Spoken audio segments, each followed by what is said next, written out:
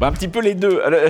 En fait, il faut à la fois l'accueillir avec, avec intérêt et puis voir ce qu'on peut en faire, mais aussi bon, faire un tout petit peu attention. Alors l'intelligence artificielle, comme tous les changements majeurs, je dirais, technologiques, peut apporter des éléments négatifs. On peut l'utiliser à mauvais escient, mais c'est aussi une évolution technologique qu'il faut savoir intégrer. Donc moi, je pense qu'il est important de l'enseigner le plus tôt possible aux étudiants, d'ailleurs bien avant l'université, mais en tout cas dans les premières années de l'université, il est important d'enseigner aux étudiants l'utilisation de l'intelligence artificielle, d'en faire bon escient, de l'utiliser évidemment au cours de leur cursus, mais surtout de leur apprendre comment l'utiliser dans le cadre de leur activité professionnelle.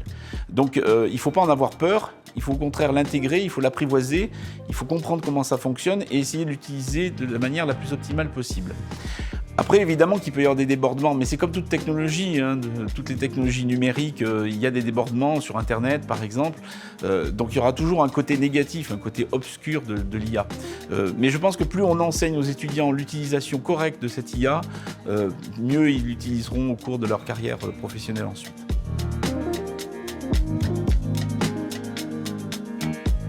Alors l'IA dans la santé, c'est un domaine énorme. Je ne sais pas si quelqu'un est capable d'ailleurs de décrire toutes les applications possibles et je pense que tous les jours, on en développe des nouvelles.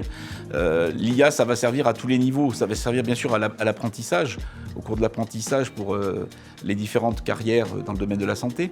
Mais ça permet de diagnostiquer, ça permet d'identifier certaines pathologies. On peut travailler sur des images, on peut travailler sur des résultats biologiques, ça permet de poser des diagnostics, ça permet d'accompagner des patients, on peut faire de la prévention avec des outils d'IA et peut-être que ça remplacera aussi certaines fonctions, donc ça va nous libérer de certaines tâches répétitives avec par exemple la possibilité d'identifier certaines conditions pathologiques, de donner des alertes aux médecins, d'aider le pharmacien à mieux délivrer ses médicaments. Donc l'IA, je pense, a un potentiel qui est énorme et on n'a pas encore envisagé évidemment toutes les applications.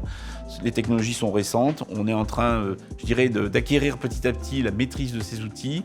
On est en train de les mettre dans le cadre de nos enseignements.